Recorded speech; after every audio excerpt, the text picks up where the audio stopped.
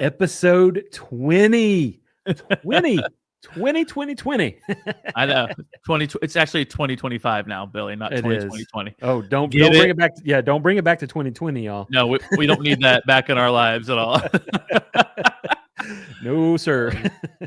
Well, we talked about it last week. We couldn't believe that 20 was coming up. So we've made it through our teen years. We're in our 20s now. We're in our 20s.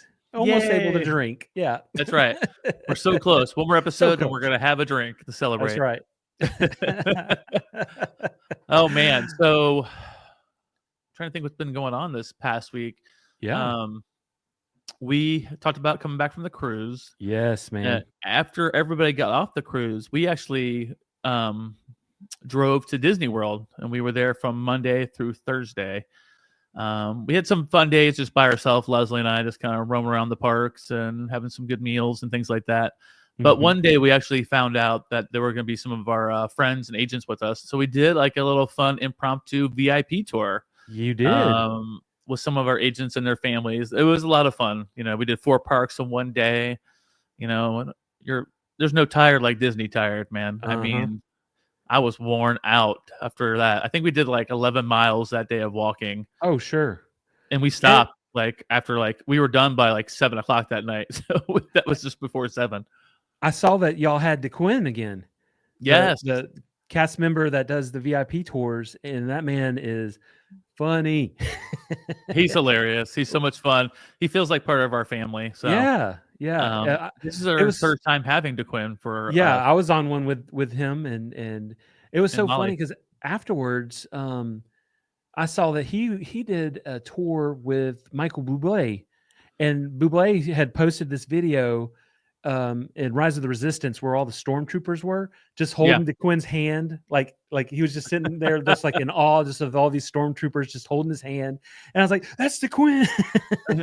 I know that man. It's DeQuinn. I know him. Yeah, he held my hand once. Yeah. No, that was a lot of fun. So I've only been home since last Thursday, which has been like about 4 days, and it's okay to be home, but now I'm prepping to leave in 3 more days. So I'm going to Morocco for a week. Yeah. Woo-hoo! So I'm going to be going there representing our company, Exclusive Travel Partners. You can find us at exclusivetravelpartners.com, where you can find Billy as an agent. He can book your vacation for you. I sure can. If you like this podcast and you like Billy, find him on our website and select him, and he'll book a trip for you. Yeah. I'm just so famous, too, that you have my direct number. Yeah, you have direct contact. All you have to do is book a vacation. You can talk to me in person. Exactly. So if you talk to him, make sure you call me too, so I don't want to feel left out. Yeah, we'll put it on a speaker call. Yeah, our conference call. We're desperate for attention, people. We're desperate. No, so I'm representing our company. I'll be there with 30 other travel people in Morocco. It's all about celebrating the solo traveler. So we're going to be showcasing Morocco, all its beautiful landscape and community, the people, the food, all the fun things, and all while highlighting what you can do as a solo traveler in Morocco. So is that why I couldn't go, because you had to be solo? Yeah, I was like, listen, you don't know who Billy Parchman is, but we have a podcast together. Can he just be my +1? And they said no. Nope. No duos. No duos. No. The solo traveler. Yes. And like the cup. That's right. Beer pong. Yeah. I'm going to be sponsored by the Red Solo Cup on this trip. That's right. And, maybe I should bring a solo cup and be like. You should. From all the destinations in Morocco, just the big, Red Solo Cup. That's right. Hey, we'll do a commercial for y'all, Red Solo. Come on. Oh, we have no problem doing any commercials. Come on. Bring it. We have advertisers beating our door down. We're like, enough.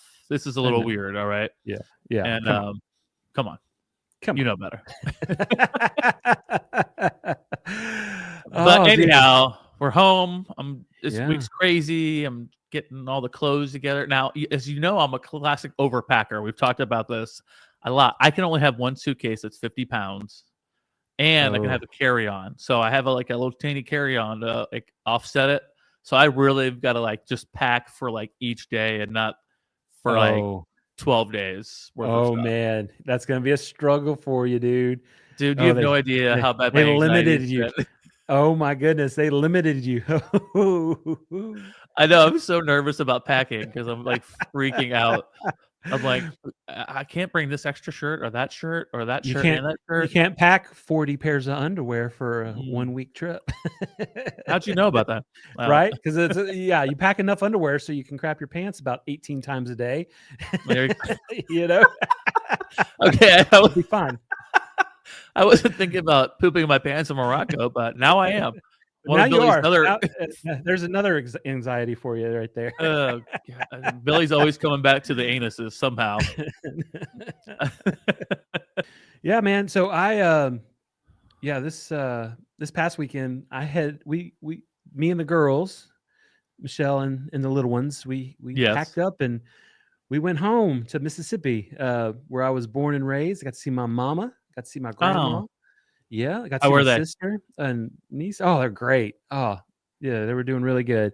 Oh, But that's we good got to to hear. Mardi Gras, Woo Saucy bon. woo! Oh, I Did you love Mardi you guys Gras. have fun? Oh man, it was always yeah. So growing up on the coast, we would get out of school for Mardi Gras.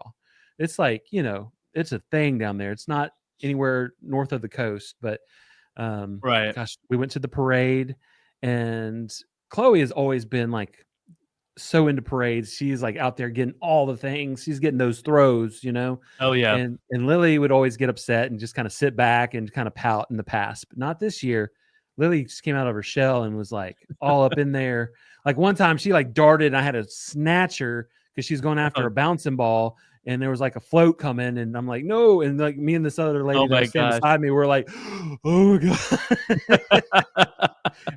Like a Well, bouncing ball. the fact that you said Lily had to come out of her shell, I Right. didn't believe that girl was ever in a shell. Right. Yeah. No, like, yeah, in the years past, well, when your big sister is just like so good at getting things and like she's like ruthless, like she'll Yeah. box, like she would be really good at basketball, like boxing kids out, like grabbing you know, it's hard. And like I would catch all of her stuff, but man, she had a blast this year, um just getting all the throws and man, it was a good time. We went to the Pascagoula, which is the Pascagoula parade, which was more of a family parade and yeah, I got to see my niece and my sister and brother-in-law and everything. And so it was That's a cool.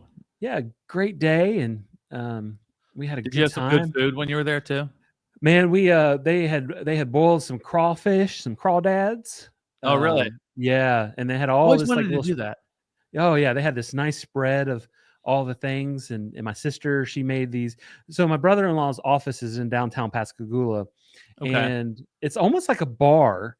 Like he's a real estate agent, and they own like a uh, employment agency, and they do all these things. But his office is like this really cool. It's almost like a man cave bar. It's got a bar. It's got like all these autographed jerseys on the wall. Like there's a Wow. motorcycle, like part of decorations, and like it's like a really really cool spot. And so we always just camp out there, and then people come through, and they were like boiling crawfish, and wow, man, it was drinks and all the things. It was Wow. That yeah, it sounds was super fun. amazing. Yeah, it was fun. So then we just walked down to the parade and then walked back and just ate some more. But my sister was making these like sugar glazed sliders, like the ham, like you put the brown sugar Oh, on top, man, yeah. and she put the broiler on, man, for like not even a minute. She opened that oven up and then just smoke. She was so upset.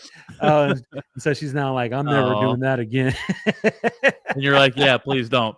Oh Um, man, it was so fun though. We had a good time, and yeah, tons of food, tons of did you have any memories. beignets?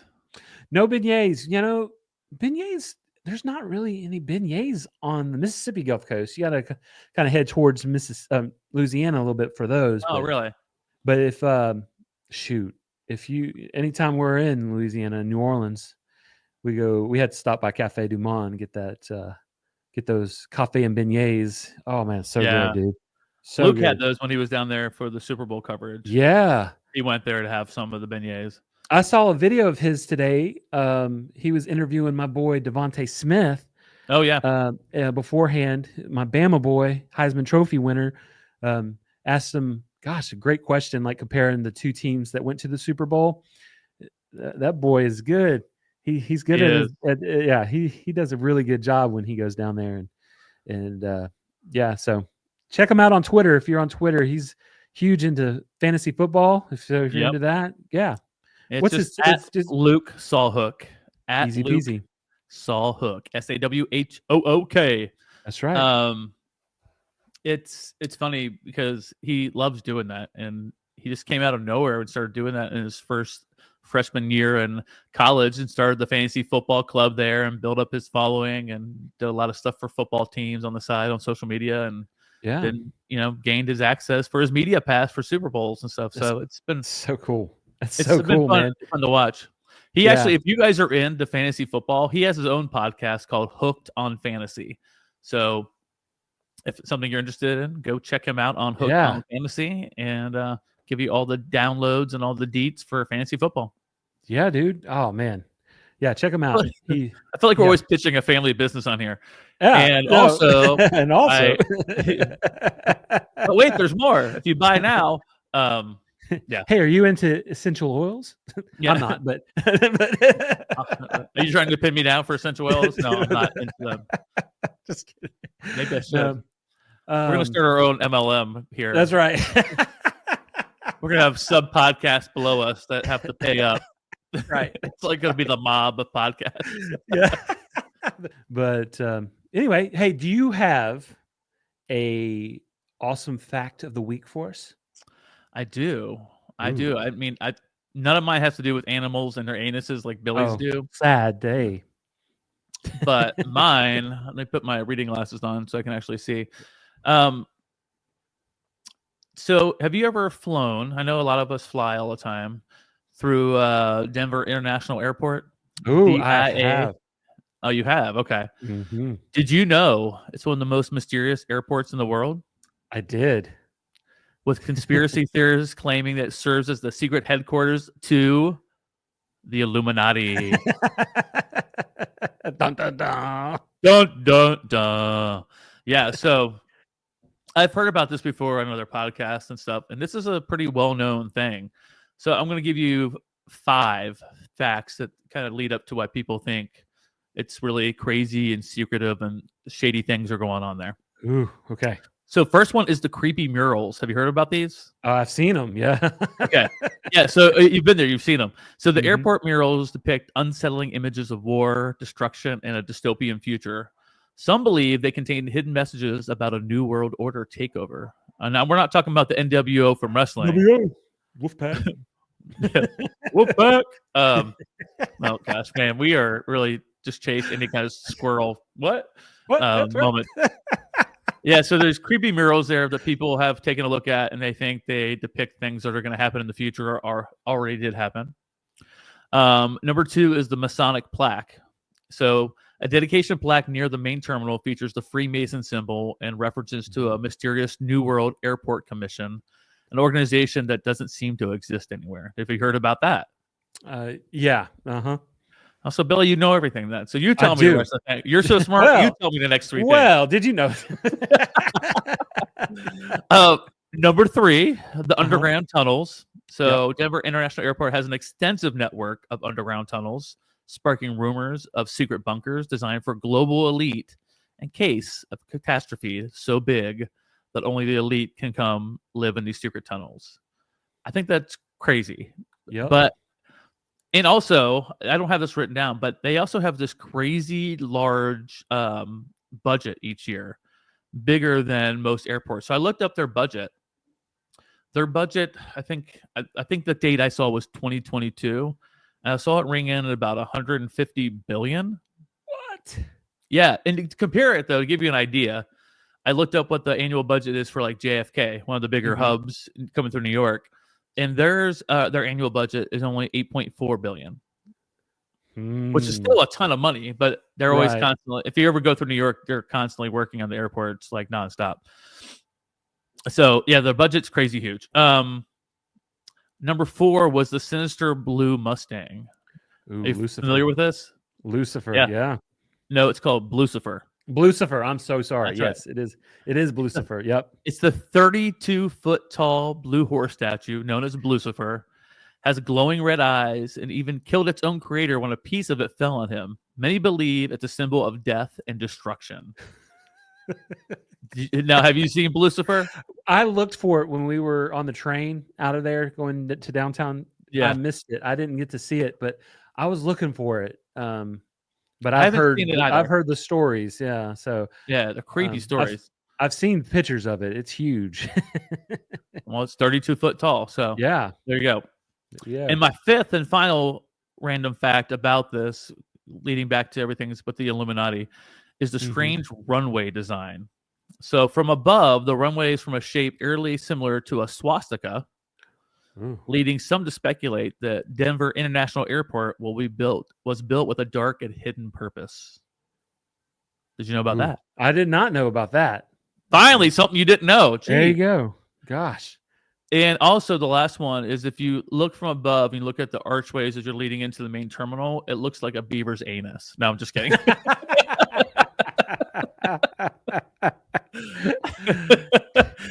All that leads back to, an anus always. I had to try to come up with something. Yep, there you go. And so I leave you with this. Coincidence, Billy, or something more? Dun, dun, dun. I think it's something more. Well, I mean, yeah, there's a lot of signs pointing to some crazy stuff happening there at Denver International Airport. So I was going to give you a more random fact about an animal, but I wanted to give you like something about a conspiracy theory, just a little taste. Liked it. Maybe we're going to take a deeper dive, but for now, that's just whetting your appetite, little appetizer, get you ready for when we actually take a big, big deep dive. So I like it. Yeah, so that's my random fact of the week. Man, we got so much to get into today. I mean, we've let the people waiting for so long. Billy, what do you think? Let's get to it. Well, there ain't nothing to it but to do it. Are you ready, my friend? You better believe it. Let's get into all the everything, y'all.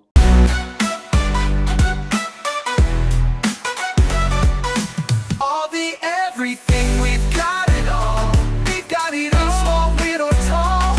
So grab your snacks, sit back, don't stress, cause Tim and Billy talk about the randomness. Information prone to UFOs will take you where the weirdness goes. It's two guys talking way too loud about stuff that makes no sense, but we're kinda proud.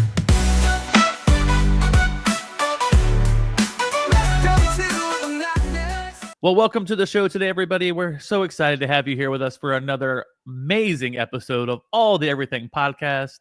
As always, I'm one of your hosts, Tim Sawhook, and I'm joined by my man, the man in the booth, the guy in the chair, doing all the things, Billy Parchment, everybody. Billy, how you doing, brother? Brother, I am great. How are you, sir?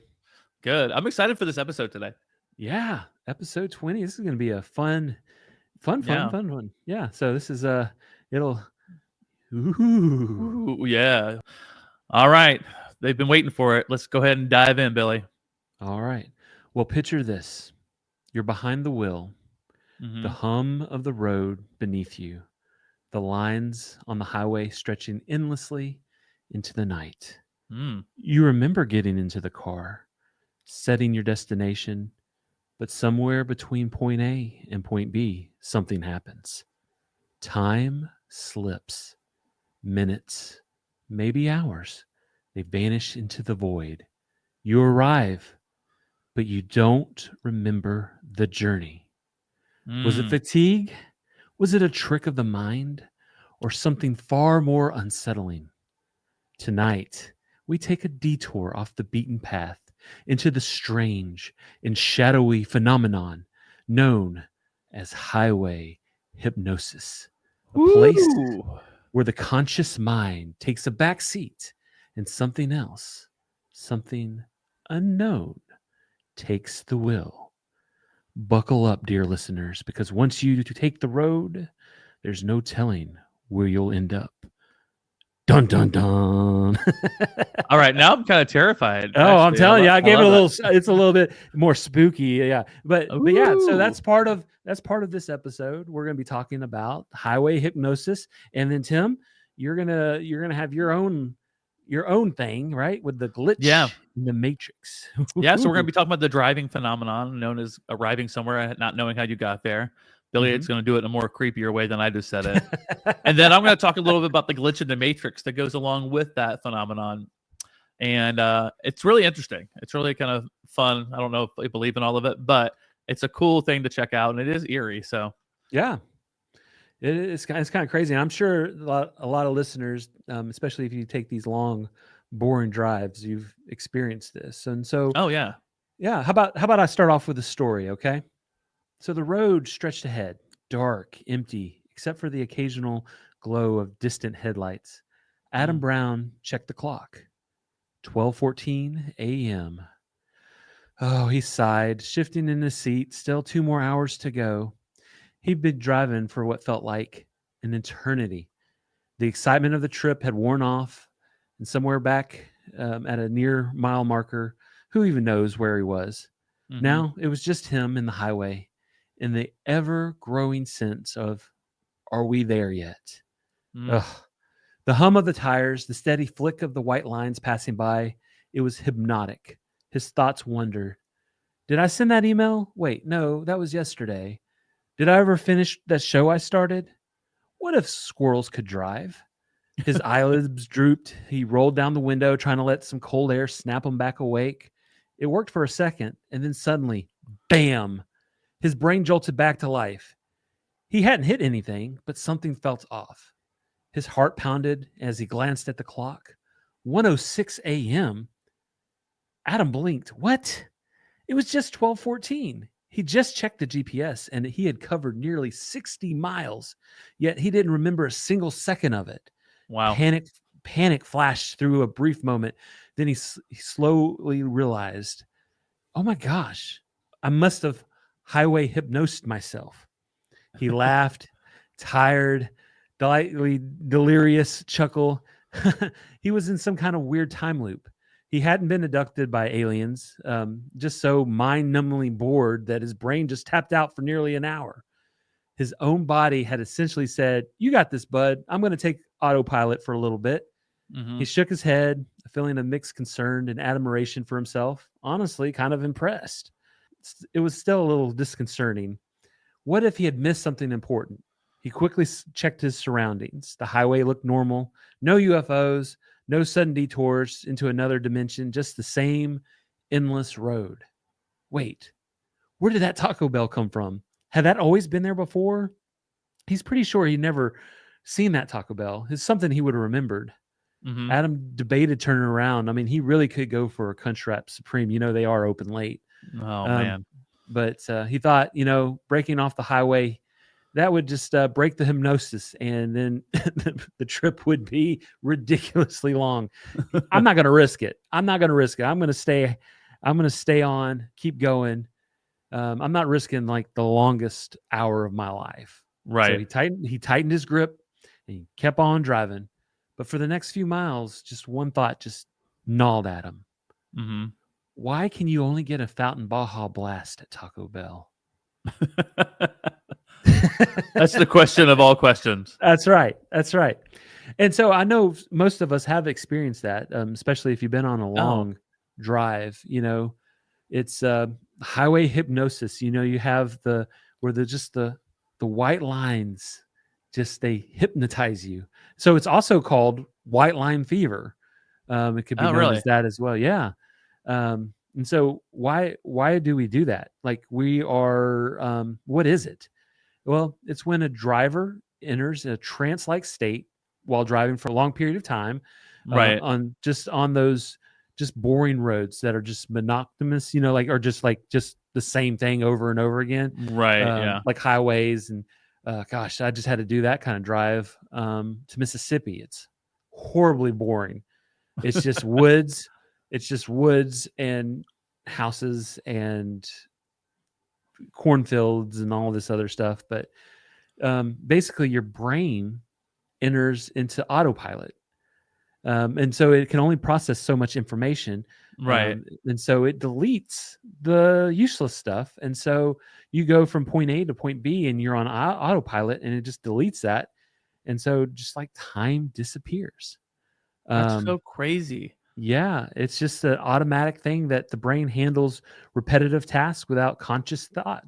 It's kind of like typing or walking. You could do that without really thinking about it. And so is it dangerous? Your brain is fully aware of the surroundings. So right.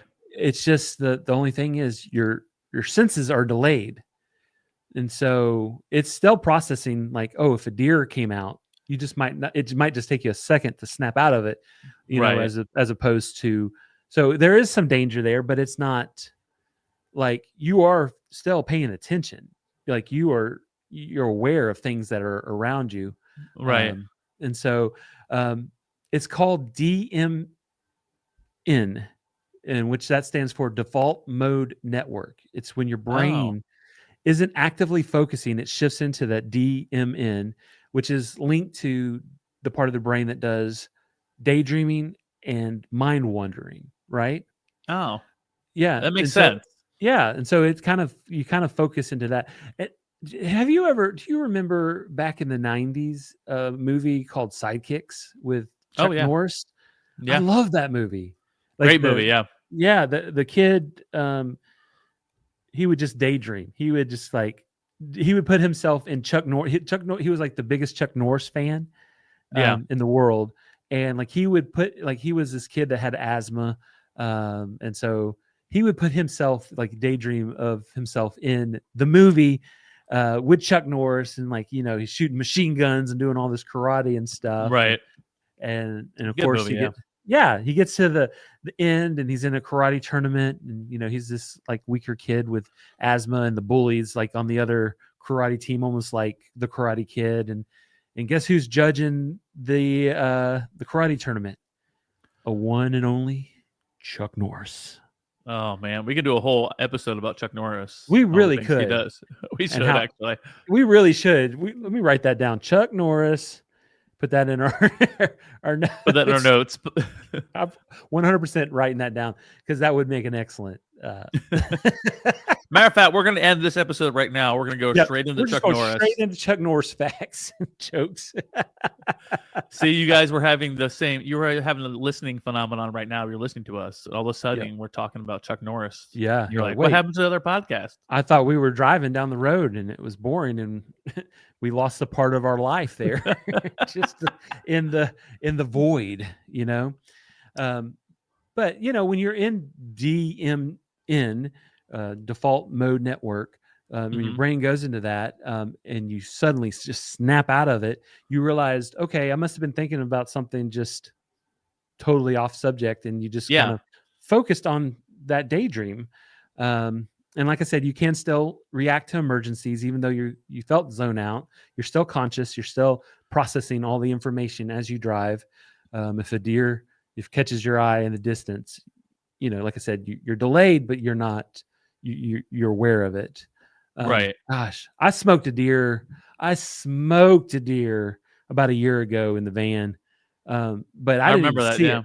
I didn't even see it. It was nothing to react to because it had just jumped out of the bushes onto the middle of the road as I drove by, and like when it happened, it was in slow motion. I just felt the car just crunch in the front. I see this deer look at me. Oh my gosh.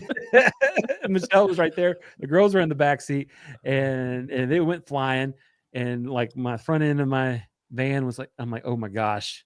And then just so happened that a cop had been passing on. It was just a 1-lane highway on the other side, and he caught the whole thing on his camera. And he flipped the car around. The deer wasn't dead. He was about to shoot the deer to put it out of his misery, but he said it just jumped off that cliff. It just got up and jumped off the cliff. That's crazy. Crazy. But now, I have a question for you though. Yeah, come on. That moment when you locked eyes with that deer. Yes. Did it communicate anything to you? Oh yeah, I saw into its soul. I was like, oh man, dude, what the heck, bro? Why did you do that? So you're saying he was like a bad deer, like he had done bad things in his life? Yeah. He ruined my van, and of course it's like 2 days before a big trip. I'm like, oh great. I was like, I know I can't fit all of our stuff in Michelle's little car. Time to get a rental. Yeah. Yep, I got a rental, and that's what we did. But that was a headache. But yeah, so saying all that, you can still react to emergencies. But it is very similar to hypnosis. Like, have you ever been hypnotized by like one of those hypnotists, like comedians or anything like that? Or that do like No, the shows? I've done something like I've seen something online, and it's like follow this, do this little trick, and it Mhm. does. It has you like zone out. It was almost like I think the one we did I followed was like with the magician. He was like, "I'm gonna help you like float up," Yeah. and you have you standing there, and as you do these weird things, all of a sudden you feel your body coming up because your toes are lifting. But it Yeah. was kind of like hypnotic, not like a full thing, but yeah, it was weird. I when I was younger, I was a teenager. Um, we were at like this fair or something, and there was Yeah, this hypnotist that did a show, and me and my friends got picked to be in the show where he hypnotized us and told us to do all these funny things and stuff. yeah, And I did all the funny things. Like I don't know if I was just trying to be funny right. or was I actually hypnotized and was still doing it just, because I was under, I don't know. I did everything. I had to act like Mighty Mouse at one point, and everybody laughed and I killed it. But I don't know if it was me or if I was hypnotized, but some Oh, that's people swear crazy. by it. Yeah. But yeah, you kind of enter like a state of just being hypnotized, um, because the lines on the road and just the different things, and you're just daydreaming. Um, Yeah, so yeah, I have some follow-up questions for you. go for it. Go for it. Besides the glitch in the Matrix, did you see any Uh-huh. other conspiracies that are tied to the whole driving phenomenon? I didn't see any conspiracies, as far as why our brains zone out, but I did find some interesting facts that I had heard this, going back to our first episode. We're on episode 20 now, and going back to our first episode, I did find a really cool urban legend that kind of goes Oh, along with this. And do tell. I don't know if you've ever heard of like like big semi truck drivers, that go on for long drives. Have you ever heard of the urban legend of the black dog? It sounds familiar to me, but do tell. Yeah. Okay. So the the black dog is an omen. Like the legend of the black dog is a well-known superstition among truckers and long-haul drivers Mhm. that said this ghostly canine comes out, as you're driving, and if it appears to you, it's a warning of upcoming doom. Okay. Oh, So, um, and this ties back to fatigue and highway hypnosis, which is kind sure. of crazy. So that's how it kind of popped back up in our, in this research when I was doing it. So it's many drivers have reported seeing this large black dog with glowing eyes that suddenly appears on the road running alongside their trucks. And these trucks are going 70, 80 miles per hour. And this Right. dog is just, I mean, it is right there. And so legend has it that usually it'll appear to you briefly one time, and then you see it, and if you keep going, then it will appear to you while running alongside you. Okay, so it's telling you that there's Mm, doom ahead, and if it appears 3 times, on that third time it's usually in the middle of the road and it just vanishes, and if you get to that point, it's too late. And so whenever any truck drivers see this, they they need to take heed. Hey, it's time to pull off the road. Doesn't matter how long, because something bad's going to happen. yeah. It is a warning sign, that something bad is going to happen. And I actually have a story to share with you all. Um, it's entitled "The Black Dog of Route 66." Ooh, Um, the whole thing gives me chills, I know actually. it's I get gonna, yeah, goosebumps. it's a little spooky, y'all. So let me take you to the Route 66. Let's go. Yeah, and this is a really good trucker name too. Jack Murdoch had been trucking Oh, for over 20 years. He had seen it all: reckless drivers, strange hitchhikers, and he even swears that he saw a UFO once. But nothing compares to what he saw that one night on Route 66. It was just past 2 a.m. He was running on fumes, both literally and figuratively, like in his body and in his tank. mhm. He had been driving for over 12 hours straight, and his eyelids were drooping.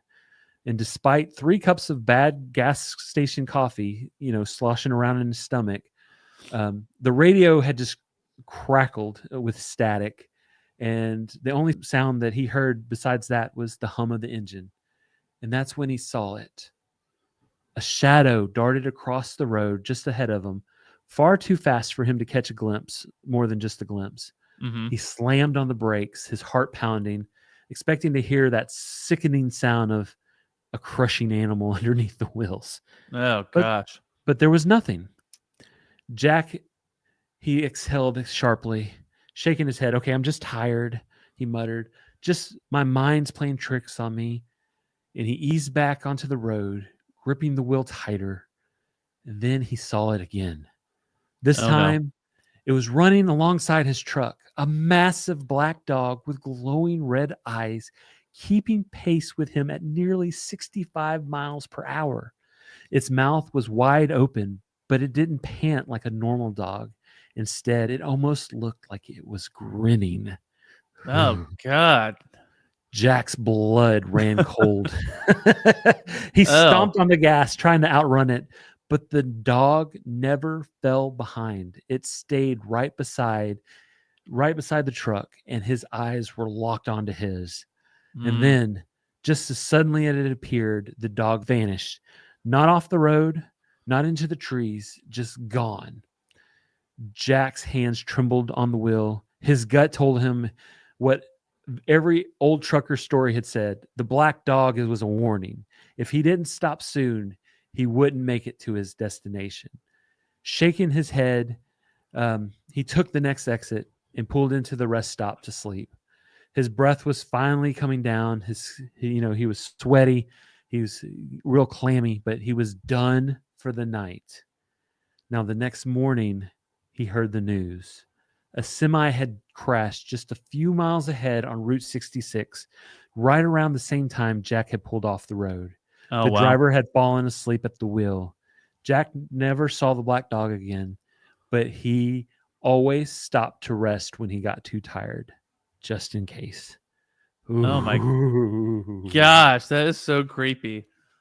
Yeah. I had saw a TikTok about the black dog. This guy was interviewing a trucker on TikTok, and he's like, have you ever seen it? He said, one time, and I pulled my happy tail off. He used some other words.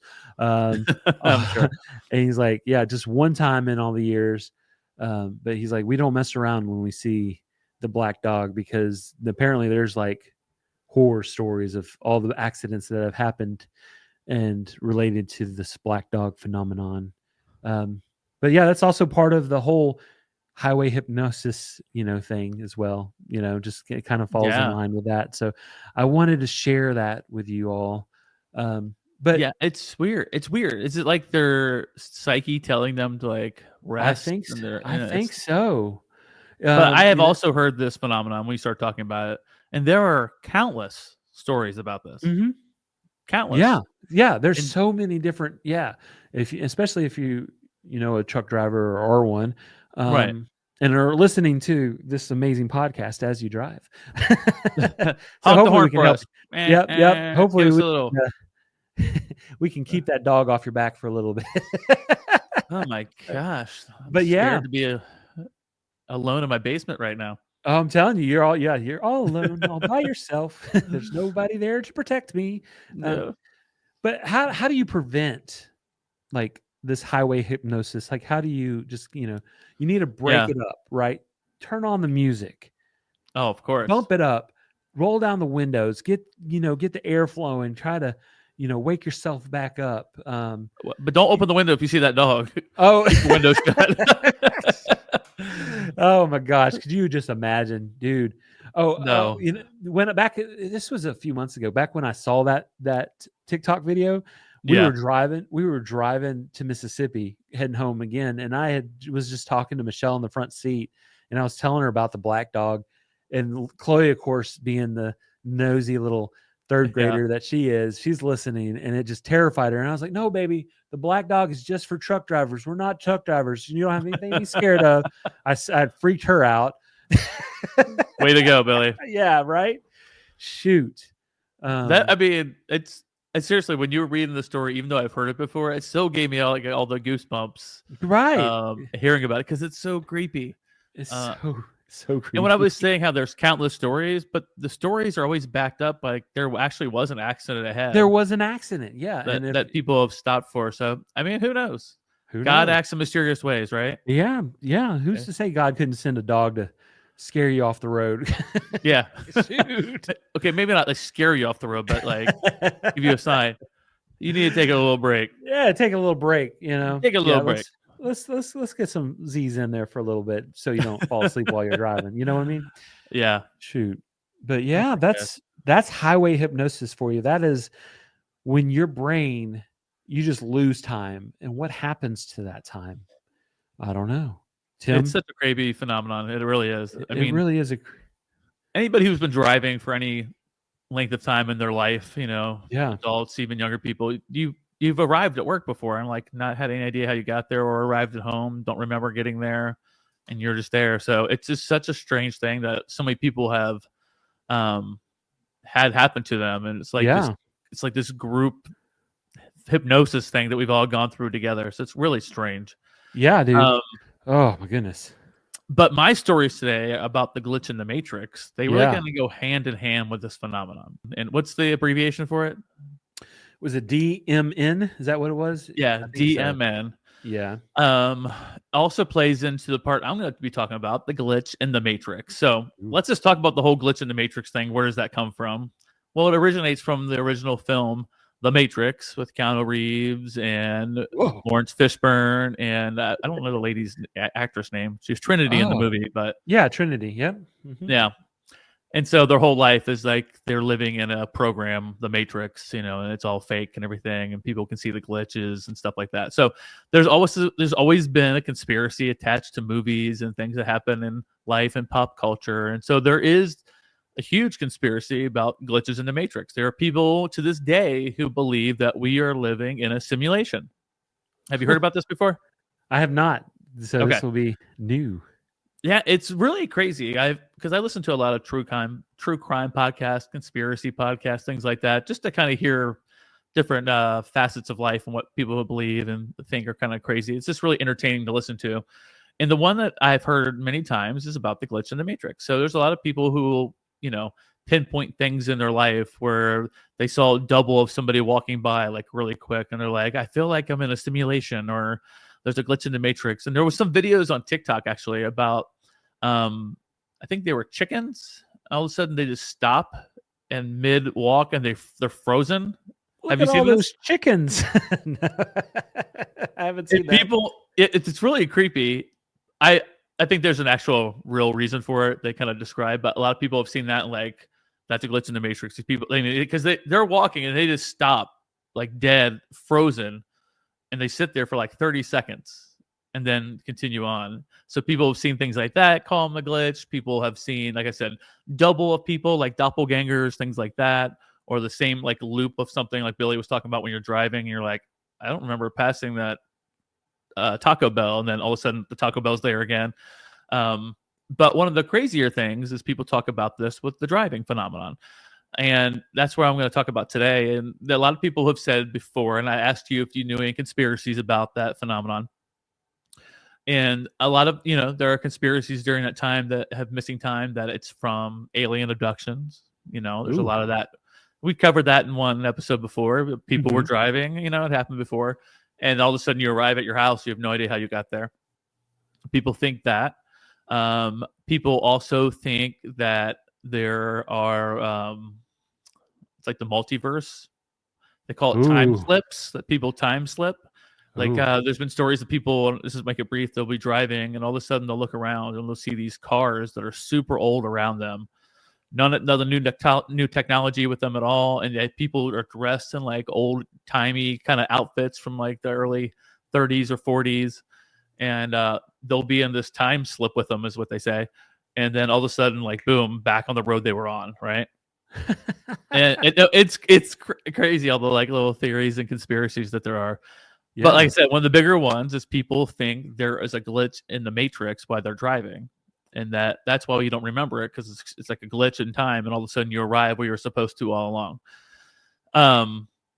So with that, that's where the glitch in the Matrix comes from, the original movie. People talk about it in different ways. Like, I can't go into every angle of it today about But what I'm gonna do is I got 3 different stories from people, and I got Glitch in the Matrix stories about driving. And so since Billy was talking about that first, it's time for story time. And anyone who's watching YouTube knows that's when Tim puts on his glasses because he can't read because he's blind up close. So now if someone was holding these like 10 feet across the room over there, I could probably make it out, but not so much. So the very first one is called The Nowhere Road. So you ready for some story time today, Billy? Let's do it. Yes. All right. I found all these on Reddit, by the way, just to kind of give credit for where we found these stories. Here we go. Look, I know how this is going to sound. Hell, my own wife doesn't even believe me once I told her. She thought I was just messing with her, trying to insult her intelligence or something. But I swear on a stack of my grandmother's Bibles, this really happened. I guess their grandmother had a lot of Bibles. All right. So he swears on his grandmother's stack of Bibles. Here we go. When I was 19, I had a car. I hadn't driven it since. Not because of an accident or anything normal like that, but because of what happened one night when I was just trying to get home.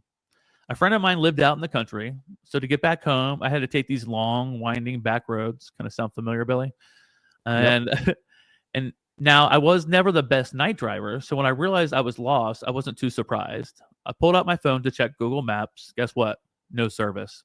Great, just great. I got this weird feeling that I was going the wrong way, just a gut instinct. So I stopped the car, got out to get my bearings, and that's when things got really, really wrong. Now, keep in mind, this was May. The weather had been mild all week, cool at night, but nothing crazy. But the second I stepped out of the car, I was freezing. Not just a little cold, unnaturally bone-chillingly cold.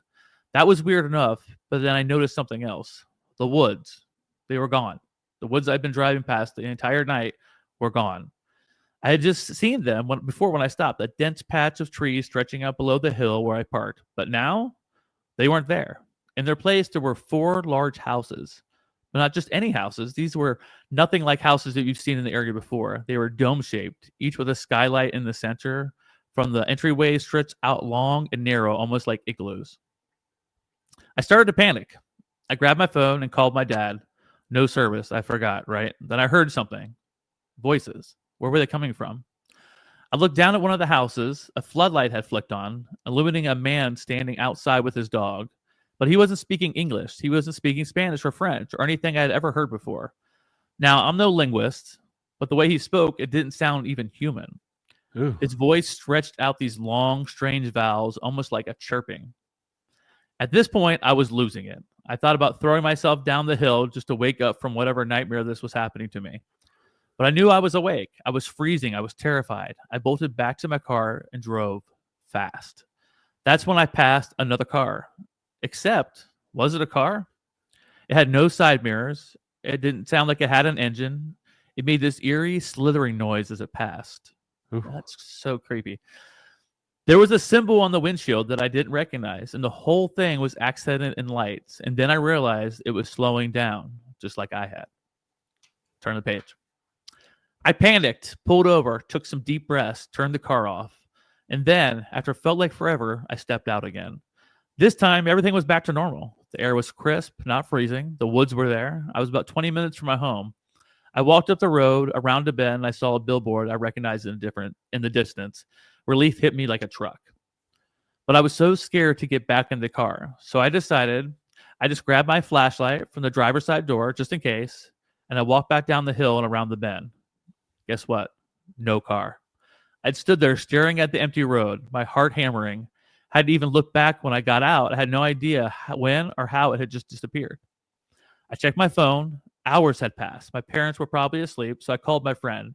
He picked me up, and I made up some story about how my car had broken down. I got lost walking home. He laughed at me, called me an idiot, like a friend would, and said we'd go look for it in the morning. The next day, I led my dad and my friend on a wild goose chase, looking for that car. We never found it. Eventually, my dad reported it stolen, but it wasn't stolen. I knew where it was. It was sitting on the side of the road and doesn't exist in our world. Somewhere in, I don't know, a parallel universe, an alternate reality, something else entirely. I have no idea. All I know is I never drove again. Isn't that crazy? Why are you getting out of the car? I had that same question. And I was like, why would you get out in that car in that creepy feeling thing? But for the car, first of all, you get out and it's like freezing, totally freezing. Your phone doesn't work. You're seeing these weird houses. Then you see that guy talking with that crazy nope, non-human speaking word. I would have ran back to the car, but I guess he tried to go back to his car and it was gone at that point. Shoot. Man. Yeah. That was a crazy story. When I read that one, I was like, yeah, that creeped me out. It gave me all the goosebumps too. Give you the goosies.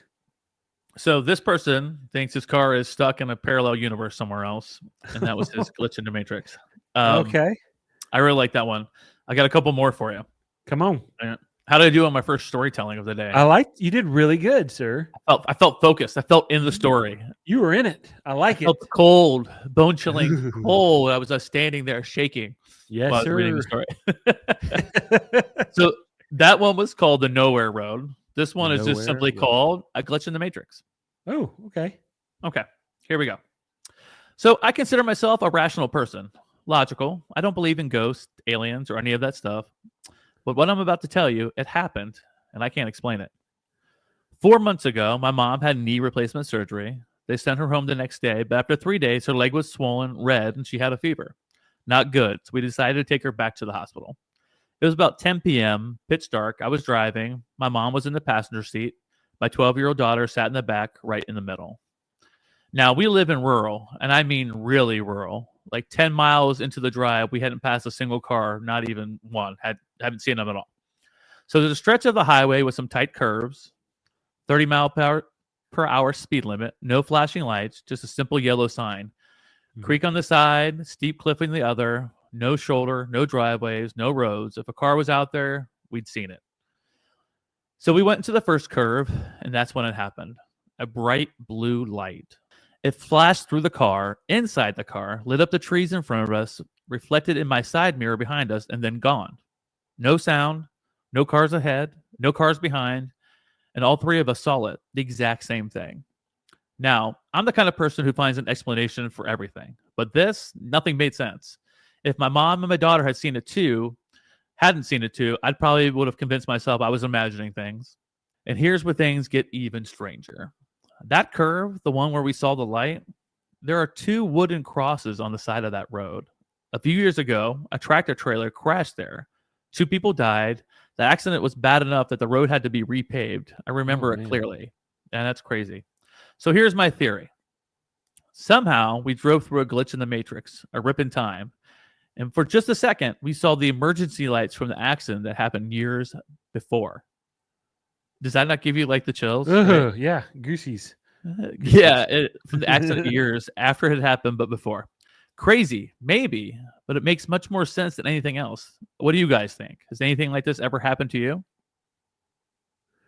Ooh. Yeah. It's so funny because I had read these stories this week in preparation for this, but reading them out loud again and like being in that person's shoes, it gave me all the goosebumps all over again. So what do you think, Billy? A rip in time, a time slip? Maybe. Who's to say? I know. Right. It's really creepy. So like legit, Billy, if that ever happened, I would completely freak out. Oh yeah, I would too. As I was reading that story, it kind of reminded me of your drive that you just went on. You're talking about it's rural, you got curvy roads everywhere. You were just talking to me about that this past week. Yeah.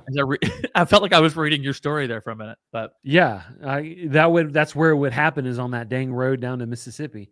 Oh my God. It's horrible. So yeah, that gives me the chills, especially hearing about the 2 wooden crosses that were just like on the side of the road right there on that curve. Yeah. Yep.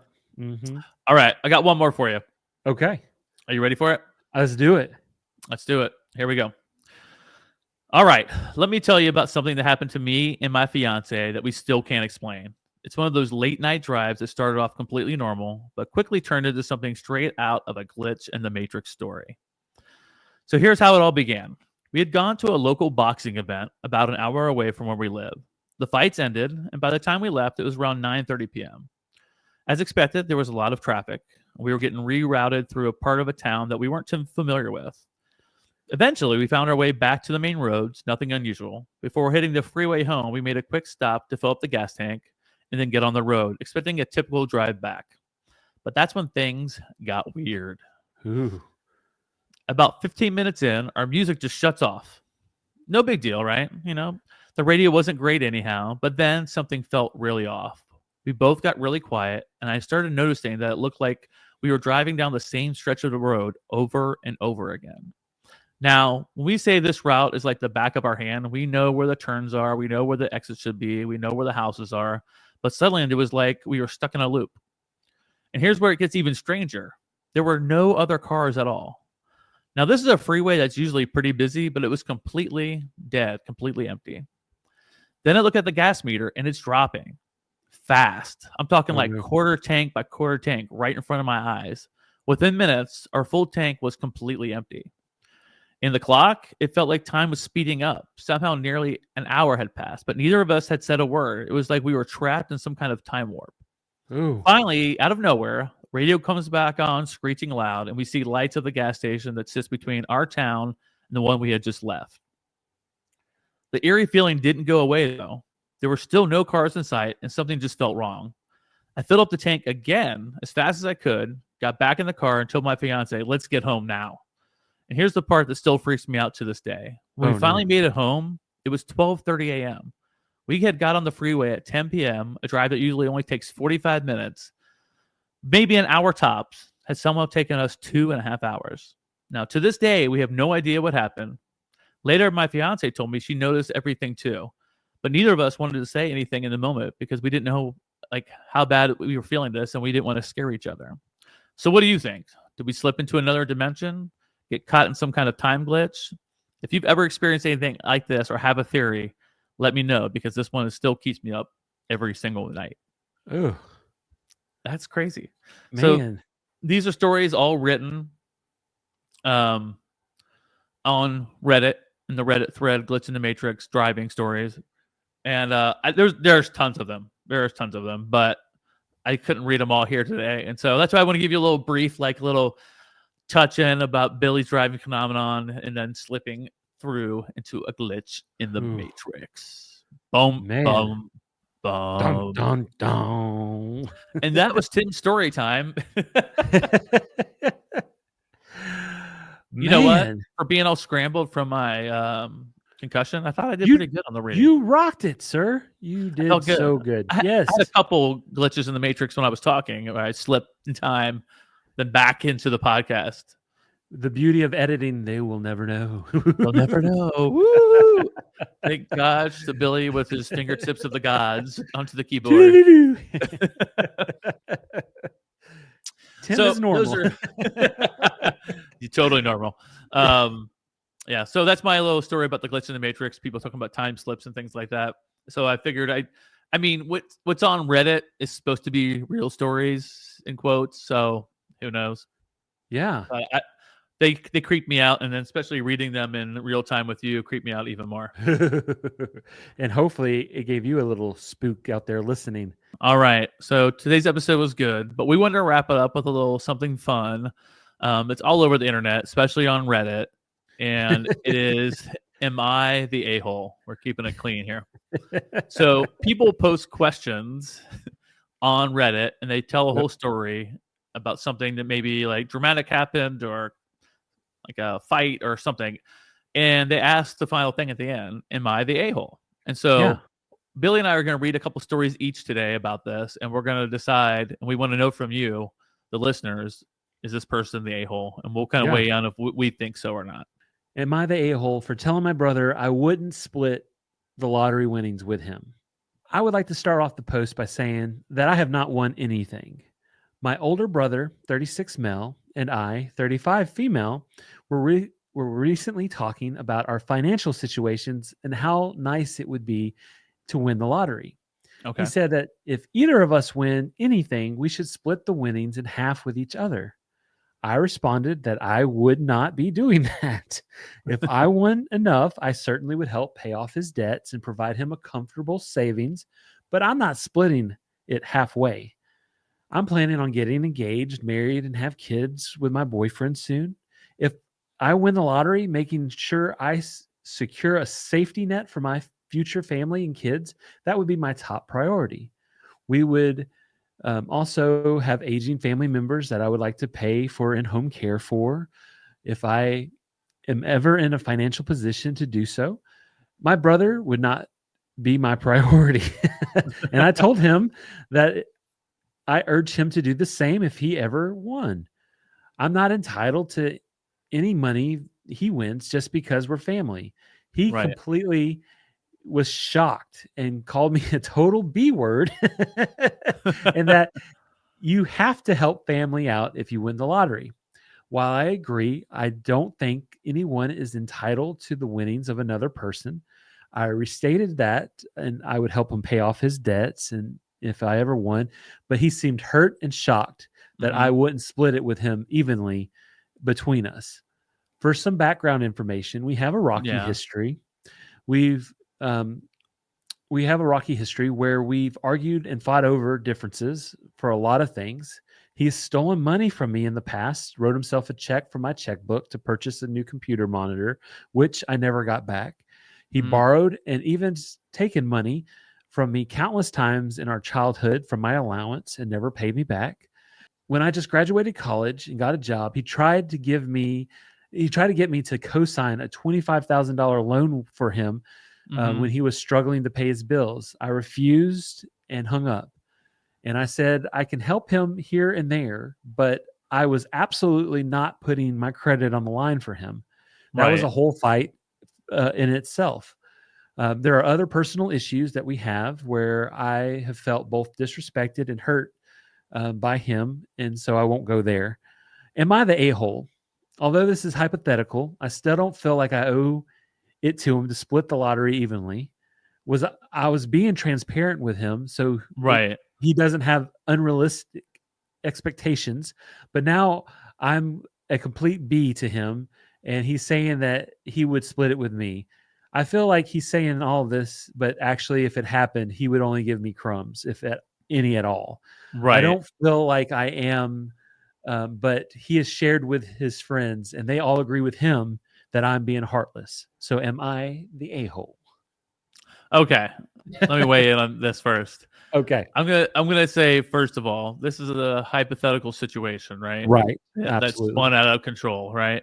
So I'm just gonna tell you the answer. I don't think she's the a-hole at all. It sounds like her brother's an unreliable leech and wants to milk anything she got off the family. Now, I feel like if you do win the lottery, I think you'd probably take care of your family, pay off some bills for them or whatever, but you're not guaranteed to split it with them. Now, that also comes into fact when people do buy lottery tickets together, then maybe in that situation, that's different. I would that's different. You know, a lot of people sometimes will go in and buy a bunch of tickets together or something.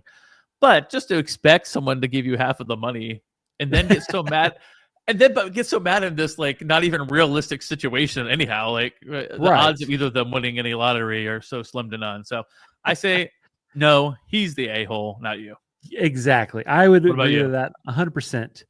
You know, if I ever won the lottery, I'm not telling anybody besides Michelle. I'm not telling the girls. Well, you will see podcast. Yeah, right. You will see signs like I will be living in Golden Oaks down by Disney World. I won't tell anybody, but you'll see signs. You'll know. You'll know. But that's what happens when you win the lottery. Everybody comes out of the woodwork. So why put that out there? But yeah, she's not. No, I agree. Yeah, go ahead. Yeah, she's definitely not the a-hole, and especially with all the history there as well. Yeah. I don't even think she's an a-hole for not signing the loan for him. So no, I think she shows great wisdom in her choices. I agree. So all the Everything podcast approves that you are not the a-hole, ma'am. But we want to hear from you, our listeners, and let us know, do you think this person is the a-hole? Yeah. And if you do, then you're the problem. You're the problem. Now, if your brother listens to this podcast, sir, you're the a-hole. You're the a-hole, sir. But still, please download our episode. Yeah, please and leave a 5-star positive review, please, on Apple Podcasts. Yeah, please. And you don't have to give us any money at all. All right, that was a good one. I mean, getting in a hypothetical fight about something, give me a break. Yeah. Anyhow. All right. Here is mine. The header is, am I the a-hole for telling my husband he's expecting too much from our son over the amount of eggs he eats? Eggs. You Oh, heard me. eggs. Yeah. Okay. Here we go. Me, 38-year-old female, husband is 47-year-old male, is a very traditional man. He also used to be a star for the football team, and his team, when he was younger, were champions. He is a very built man, and of course, I love him the way he is. We also have a 15-year-old lovely son who took after me a little bit more than his dad. By that, he isn't particularly brawny and doesn't have an eye for sports. So about a year ago, my son decided to pick up exercising, which of course I was glad for. We started jogging together and started to eat a little healthier together. However, recently, my husband has been, in my opinion, a little harsh on our son. He expects him to do, in quotes, more reps and to eat a lot more protein. But I think he is forcing him too much. Our son started to talk less with his friends and pushing himself more and more to go out and work harder. So he's limiting time with his friends. Last Sunday, I made us all breakfast. I made 2 eggs for both my husband and my son, but my husband insisted that he'd do more. So I did 2 more eggs for him. He ate them, although barely. And my husband insisted I cook even more eggs for him, even though his son was insisting I don't want any more at this time. Right. I told him he needs to stop, and he was expecting too much from our son. And he said that it was nonsense. And as a kid, he expects him to be like how he was when he was a younger child. I called him ridiculous. And he told me that as the father of our kid, he should guide him and that I was interfering, in quotes. We haven't really talked much since. And I'm afraid I might be the a-hole because I came in between their relationship. So, am I the a-hole for getting mad at my husband for force feeding my son too many eggs? Billy, weigh in.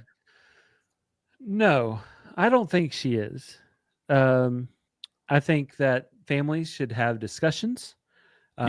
If there are disagreements, I think it's very important as a parent, though, not to put too much pressure on your child outside the normal realm of you want to be encouraging, you want to help them grow, you want them to live the best life that they can, and you want to show them a pathway to do that. But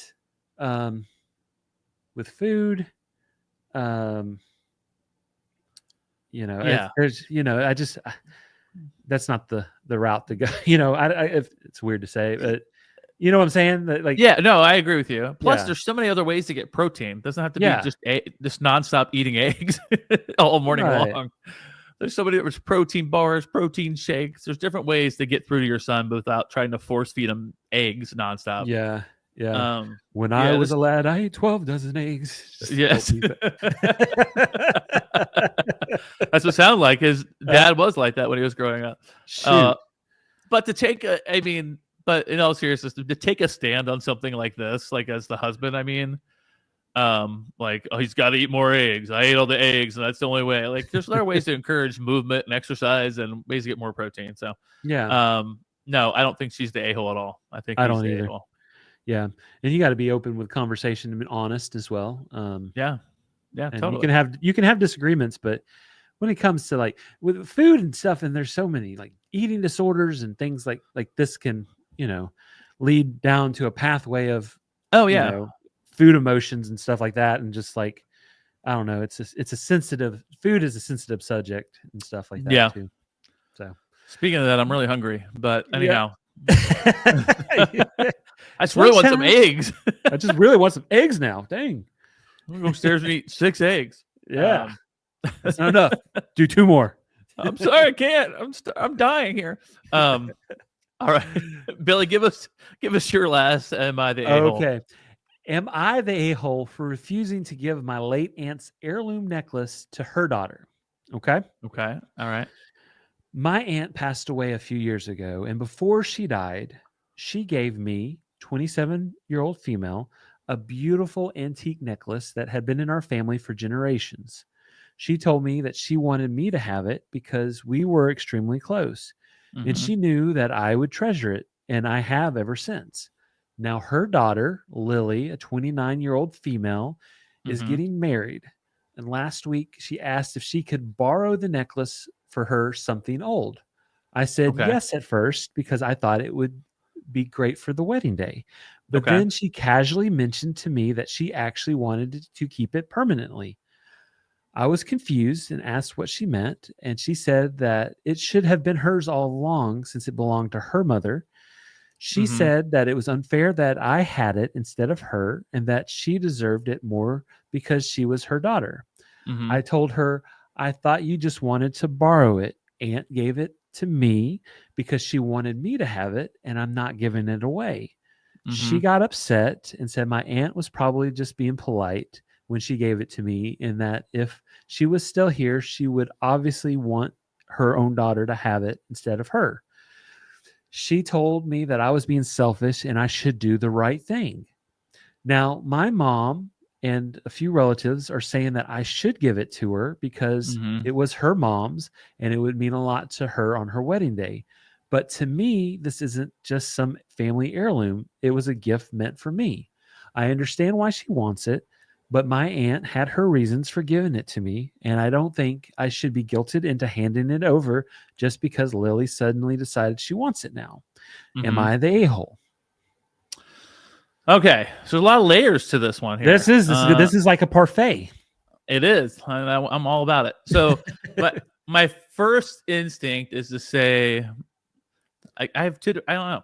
My first instinct is to say that you are the a-hole in this situation. But there's factors, right? There's different layers. So she got it from her aunt, directly from her aunt.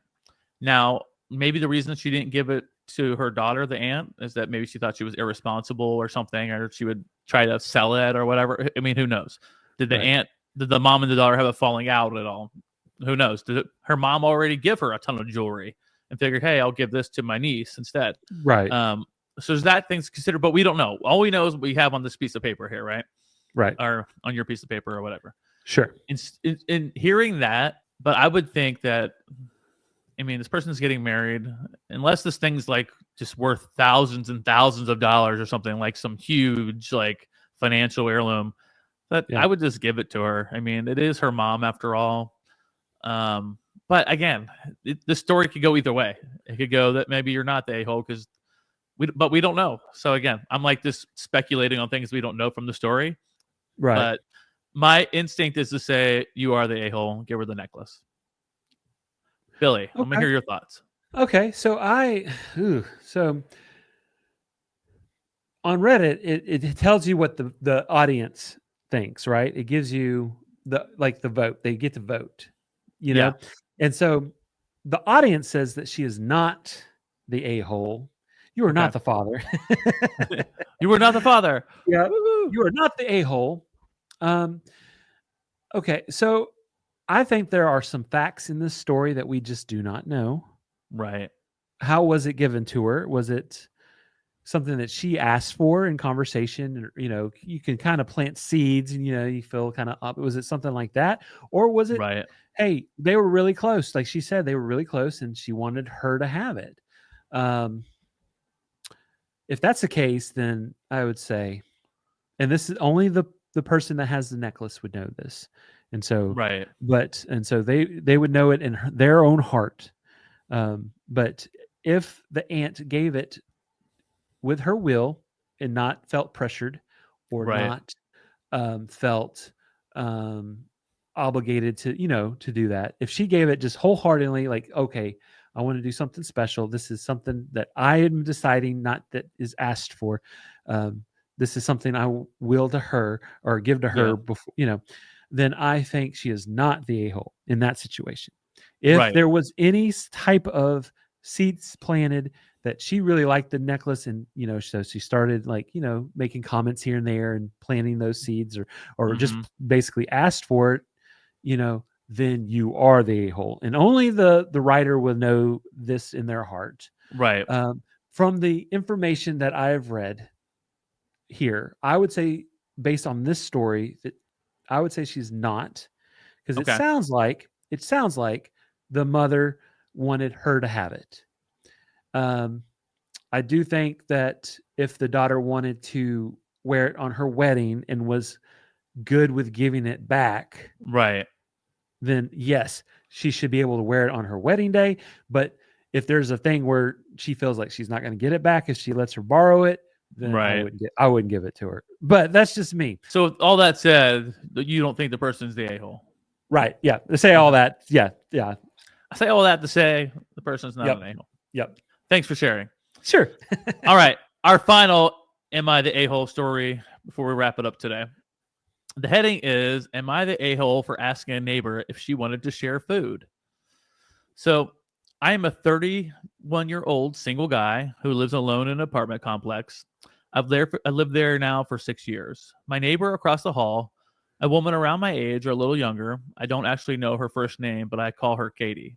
Okay. It's kind of weird. I don't know her name, but I'm sorry. He said, I'll call her Katie. I'm sorry. I'll call her. I read that wrong. Okay. Okay. I'm like, that's weird if you just keep, hey, Katie, and that's not her Katie. name. Let's call her Katie. Okay.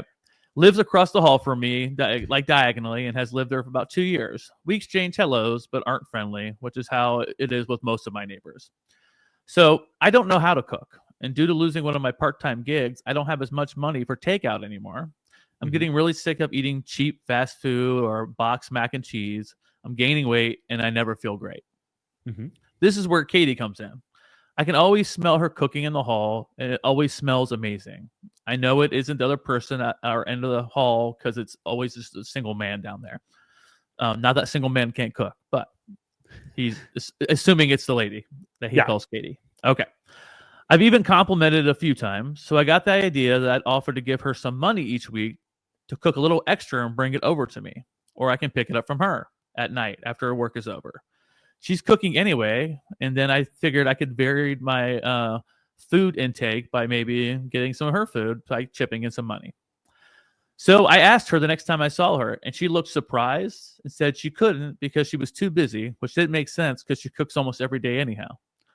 The next time I saw her a few days later, I asked her if she was sure and upped the amount that I was going to offer to contribute to the food, and she said she was sure and that it was rude of me to even ask, and that she isn't a housekeeper for hire, and I should get a housekeeper if that's what she wants. She also called me a stranger, even though we have talked in the halls many times before. Overall, she made me feel like a big jerk and really embarrassed for even asking her, and a little mad because she was acting like I was being creepy. And it wasn't, trust me, she isn't even my type. I asked her, I think asking her to split cooking wasn't completely outlandish since she cooks every day anyhow. It wouldn't be hard to make just a little bit more for me. Am I the a-hole? Okay, so I would say partly yes, not for asking,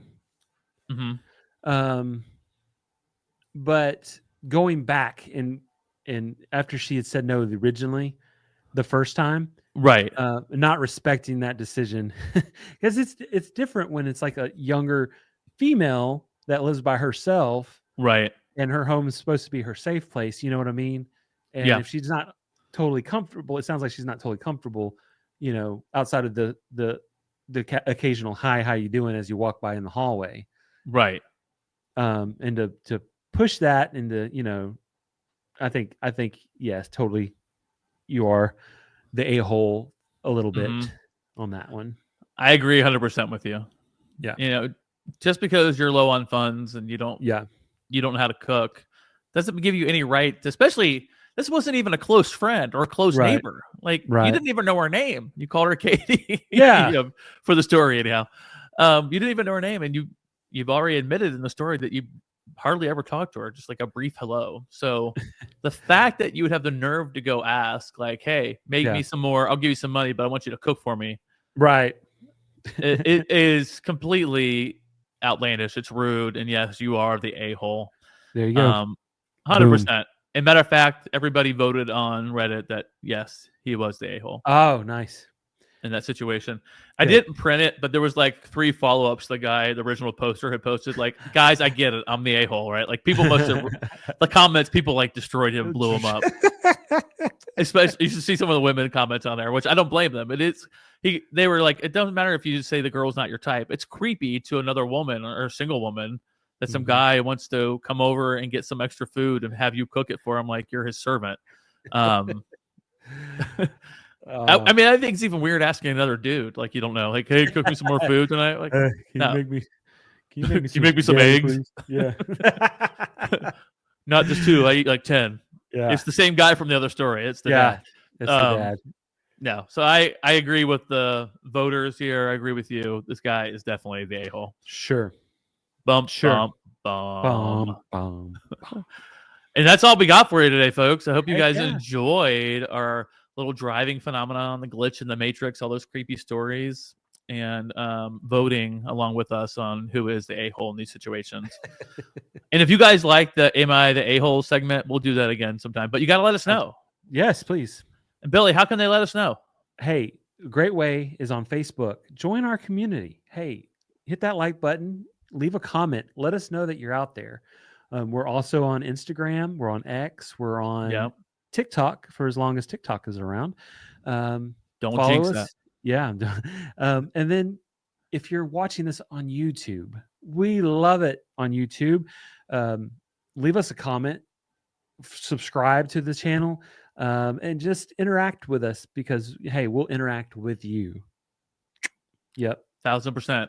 Yep. And the thing is we have thousands and thousands of downloads, which we're thankful for. But that tells us there's people out there listening. But we want to hear from you guys. So, like Billy said, come be part of our community. We want to be in touch with you guys. We may be working on some secret stuff behind the scenes that we would share with you, but you have to reach out to us first. That's right. So we can do that. But we mean that in a fun way. Circle. Yeah. Be part of our inner circle. Yeah. We'll cook for you, give you some extra food. You need some extra food? I'll do it. I always make extra anyhow. We'll put another pork chop in the pan for you. There you go. Man, that sounds really good. But again, as always, we ask that if you really enjoying the show, please leave a 5-star written review on Apple Podcasts. I've said it 1,000 times. I'll say it again. It really helps other people get to see the podcast. And we're very grateful and thankful for you guys.